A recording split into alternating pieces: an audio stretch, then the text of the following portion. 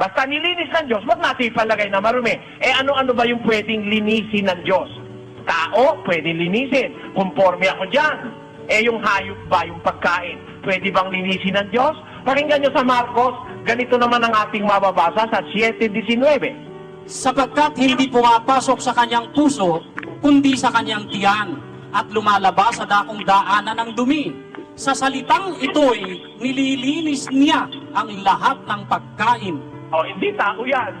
Hindi tao yan dahil pumapasok sa bibig at pumupunta sa tiyan at inilalabas sa dakong daanan ng dumi. Ang Kristo po may sabi niyan eh. Sabi ni San Marcos, sa salitang ito'y nililinis niya ang lahat ng pagkain. Kaya pwede rin pong linisin ng Diyos ang pagkain. Ang katunayan, sinang-ayunan niya ni San Pablo sa unang Timoteo 4:4. Pakinggan niyo ang nakasulat. Sapagkat ang bawat nilalang ng Diyos ay mabuti at walang anumang nararapat na itakwil kung tinatanggap na may pagpapasalamat. Bakit? Sapagkat pinakababanal sa pamamagitan ng salita ng Diyos at ng pananalangin. Kung ipaaalaala mo sa mga kapatid ang mga bagay na ito, ikaw ay magiging isang mabuting ministro ni Kristo Jesus. Ayon, ang mabuting ministro ni Kristo, pinaaalala sa kapatid sa iglesia na ang lahat ng nilalang ng Diyos ay mabuti. Walang anumang nararapat na itakwil kung tinatanggap na may pagpapasalamat sapagkat nililinis ng pamamagitan ng salita ng Diyos at ng pananalangin. Kaya po ang Kristiyano, bago kumain, nananalangin. Kahit ang kinain mo, igat. Kahit ang kinain mo, Brad Roland, warm burger, basta't nanalangin ka, nililinis ng Diyos yun. Yun ang sabi. Kaya kapatid, huwag kang magpaligaw na ang kahulugan ni ka dyan, ang nilinis tao. Hindi totoo yun. Kay tao, kay hayop, kahit sino pa, pag nilinis ng Diyos, huwag nating ipalagay na marumi. Yung baboy, nung una'y kinikilalang marumi, pagdating ni Kristo, hindi naman pumapasok yun sa puso, kundi sa bibig, bumutuloy sa tiyan, lumalabas sa daanan ng dumi. Sa salitang ito, nililinis niya ang lahat ng pagkain. Kaya ngayon, kapatid, kahit baboy, pwedeng kainin.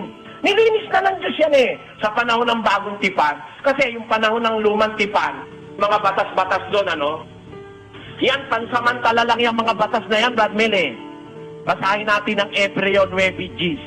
Palibhasa'y palatuntunan lamang na ukol sa laman, na iniatang hanggang sa panahon ng pagbabago, gaya ng mga pagkain at mga inumin at sari-saring paglilinis. Yan, yung palatuntunan sa Israel, bawal ang baboy, bawal ang walang kaliske, bawal ang ganire, bawal ang ganon. Mga palatuntunan lamang na ukol sa laman, na iniatang hanggang sa panahon ng pagbabago, gaya ng mga pagkain, mga inumin at sari-saring paglilinis. So, yung mga bawal-bawal sa Israel, pagdating sa panganahong Kristiyano, sabi ni San Pablo, walang nararapat itakwil. Bawat nilalang ng Diyos. Ang baboy, Diyos din naman ang lumalang dumi. Basta ikaw ba'y nagpa-practice ng moderation Masama siguro kumain ng baboy, pag araw-araw baboy ang kinakain mo. Kahit nga baka, pag araw-araw baka kinakain mo, makukolesterol ka rin Ganun lang yung kailangan may moderation. Unti-unti, di naman bagon. Di naman masama Sa panahon ng bagong tipan, ang sabi ng Biblia, bawat nilalang ng Diyos ay mabuti. Walang anumang nararapat na itakwil. Yan po ang sinasabi ng kasulatan, kapatid.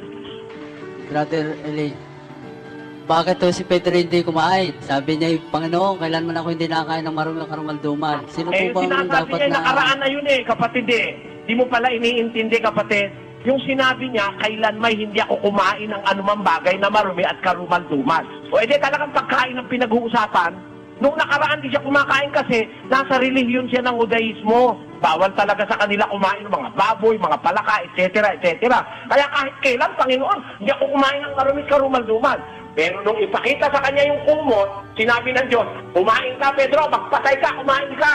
Ang inilinis ng Diyos, huwag mong ipalagay na marumi. O masasabi niyo pa ba ngayong hindi siya kumain?